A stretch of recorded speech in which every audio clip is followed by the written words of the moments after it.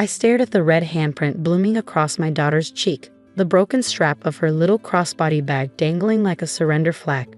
Victoria Blackwood, my mother-in-law, stood in her private showroom, nostrils flaring, still clutching her precious Birkin as if my 9-year-old had tried to steal it rather than simply admire it. You will teach that child to keep her hands to herself. Victoria spat, her perfect French manicure gleaming as she stroked the bag's leather. These are collector's items, not toys for common children to paw at. Lily's tears fell silently. She'd learned early that her grandmother hated noise almost as much as she hated unfortunate breeding, as she called my middle-class background. She barely touched it. I kept my voice level, though my hands shook. She was just looking. Looking leads to touching. Touching leads to wanting, and wanting leads to expectations above one's station. Victoria's voice dripped acid honey. Better she learns now that some things aren't meant for everyone. 5 years of these digs about my background, about my daughter's unfortunate inheritance of my traits rather than her precious son James's elite genetics. 5 years of watching her treat my child like an unwanted intruder in her pristine world of luxury retail. Children shouldn't be around valuable items, I'd once overheard her telling a client. Especially children without proper breeding. They don't understand the value of things. Lily clutched her broken bag closer, the designer logo now split down the middle. It was her pride and joy, bought with her own allowance savings, though Victoria didn't know that. She assumed I'd picked it up at some discount store. I can fix it, Lily whispered, fingering the tear. Hardly, Victoria sniffed. Quality items require quality care. Not that you'd understand, given your background. I bit back my response. Soon, very soon, she would learn exactly what this public school teacher had been doing while she was busy collecting handbags and contempt. We need to go, Victoria, I reminded her. The boutique's anniversary celebration starts in 2 hours.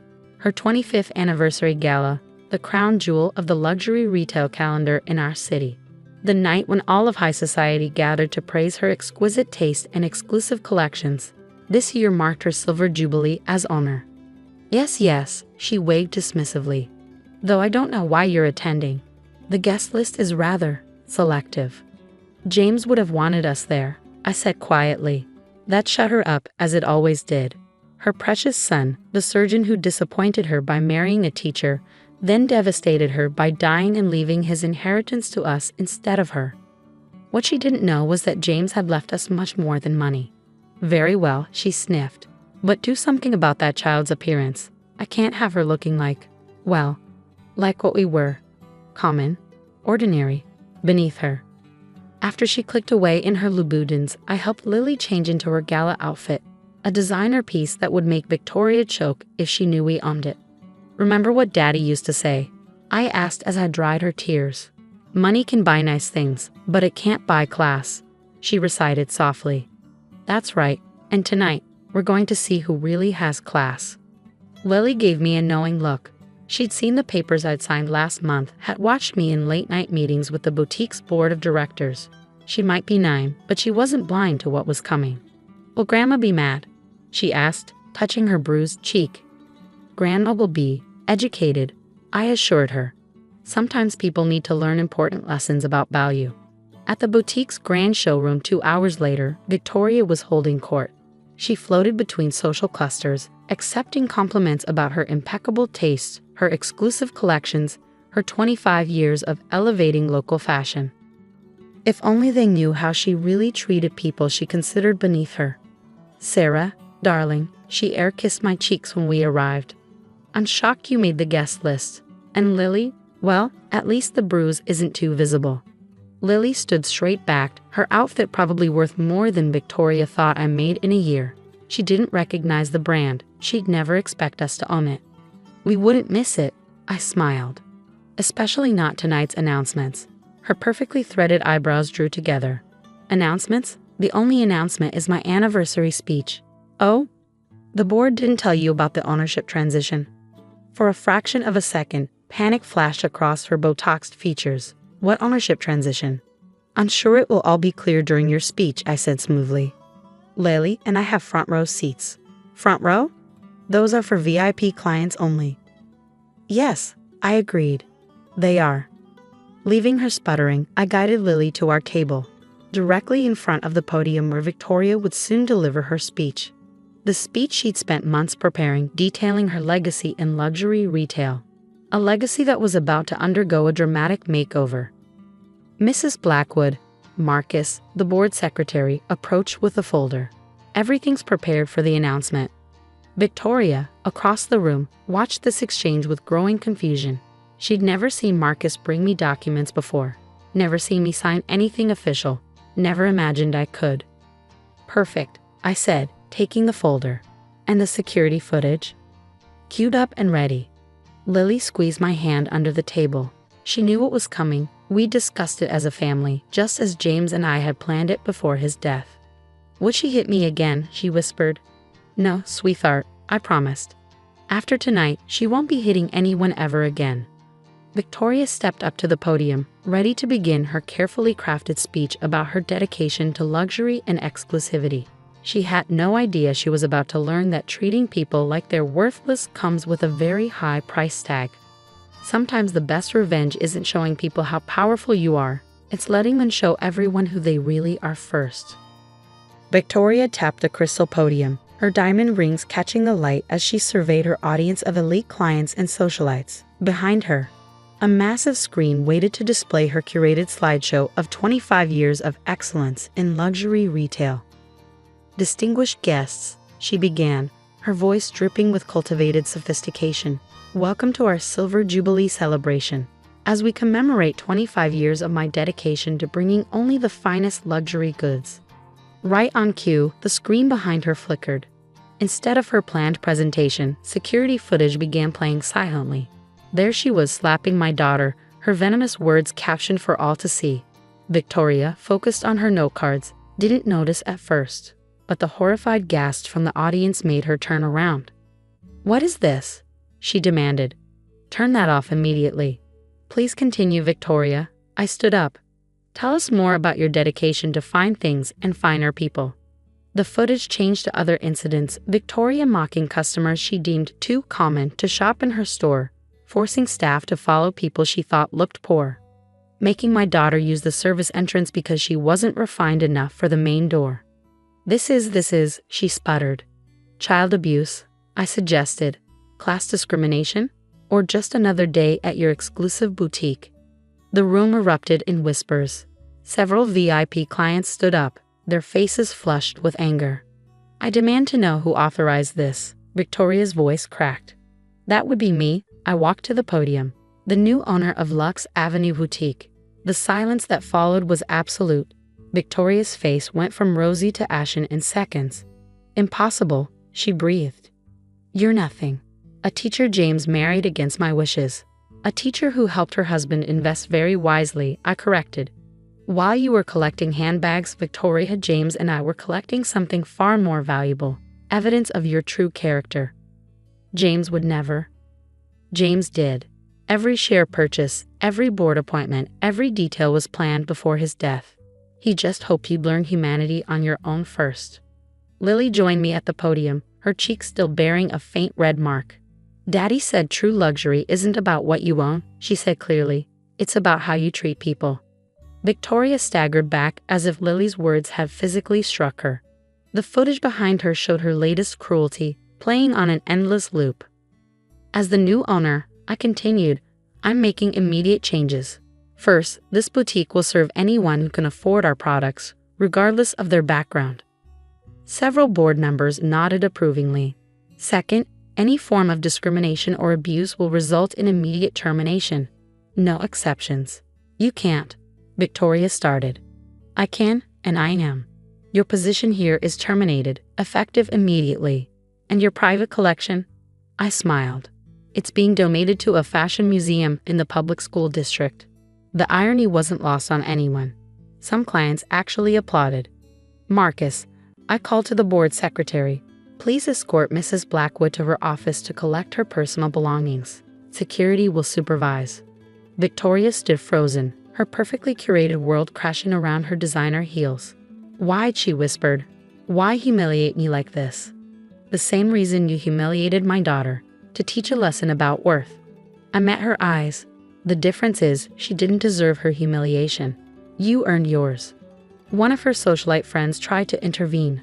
"This is outrageous. Victoria has given 25 years of abuse and discrimination." I cut in. "Would you like to see more footage? Perhaps when she told a cancer survivor her headscarf wasn't boutique appropriate." The woman sat down quickly. Marcus appeared with a box for Victoria's belongings. "Your keys and security pass, Mrs. Blackwood." Her hands shook as she removed them from her Birkin. "And if I refuse to leave quietly, then the full security footage goes to every media outlet in the city." I smiled. "I'm sure they'd love to hear about your innovative customer service approach." She sank into a chair, 25 years of superiority finally crumbling. "James knew. All this time, he knew what I was." "He knew," I confirmed. "He just hoped you'd remember that true value isn't in what you sell. It's in how you treat people." Lily touched her broken bag. "Can we fix my bag now, Mama? The real one, not the one Grandma thinks I have." "Yes, sweetheart, we'll fix everything." I turned to the assembled guests. "Thank you all for coming. The boutique's new mission statement and client policies will be distributed shortly. We hope you'll continue shopping with us, where everyone is welcome, regardless of their background." Behind us, Victoria began gathering her belongings, her perfect world reduced to a cardboard box of luxury catalogs and framed awards that suddenly meant nothing. Sometimes the best lessons about worth come from those we treated as worthless. As we left, Lily looked back at her grandmother. "Will she be okay, Mama?" "That depends on what she learns from this," I answered honestly. Sometimes people need to lose everything to understand what really matters. And sometimes I thought, watching Victoria clutch her empty Birkin bag, the most expensive lesson is the one that teaches us we're worth more than the price tags we wear. The transformation of both Lux Avenue and Victoria Blackwood over the next 6 months surprised everyone, especially those who'd watched her fall from grace. Initially, Victoria retreated to her mansion, emerging only to shop at competing boutiques where she'd loudly criticize our new common approach. But when those stores, fearing association with her now viral behavior, began politely turning her away, she found herself facing an unfamiliar reality: exclusion. The turning point came through, of all things, a damaged handbag. "I need help," she called one evening, her voice missing its usual imperial tone. "My vintage bag is torn, and no other boutique will touch it." I could have turned her away. Part of me wanted to. Instead, I said, "Bring it in. Our new restoration specialist is excellent." The Victoria who arrived after hours was barely recognizable. Her designer outfit was wrinkled, her makeup imperfect, and her eyes held something I'd never seen before: desperation. Our restoration specialist, Maria, someone Victoria would once have dismissed as the help, examined the bag with expert hands. "I can fix this," Maria said, "but it will take time and special care." "I'll pay anything." Victoria reached for her wallet. "Actually," I interrupted, "we have a new program. People can learn restoration skills in exchange for services." "Learn? You mean work here?" She looked around the boutique she'd once ruled, now transformed into a welcoming space where luxury met accessibility. "With the public? Handle beautiful things. Learn to restore them. Share your knowledge." I held her gaze. "Your choice." Something shifted in her perfectly maintained facade. I know quite a bit about vintage pieces." What followed was what the staff called the education of Victoria Blackwood.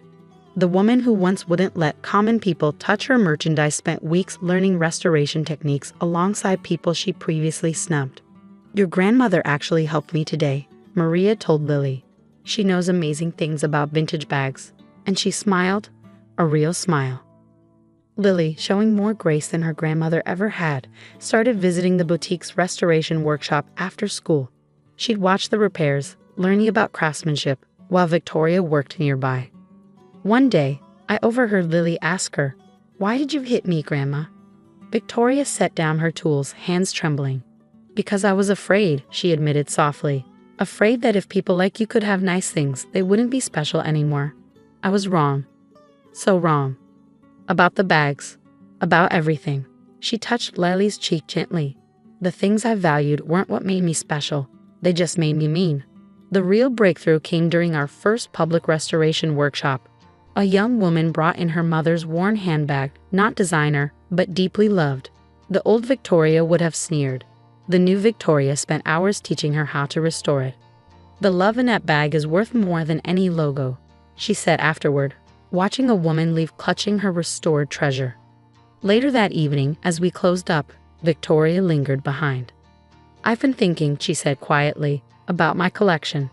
Oh, yes, I'd like to use it differently, for teaching, showing people how to appreciate and care for beautiful things, regardless of their price tag. I studied her face, looking for any trace of her old superiority. Found none. That's a generous offer, I said carefully, but it would mean sharing your precious pieces with common people. Beauty isn't common or uncommon, she replied, touching a restored vintage clutch.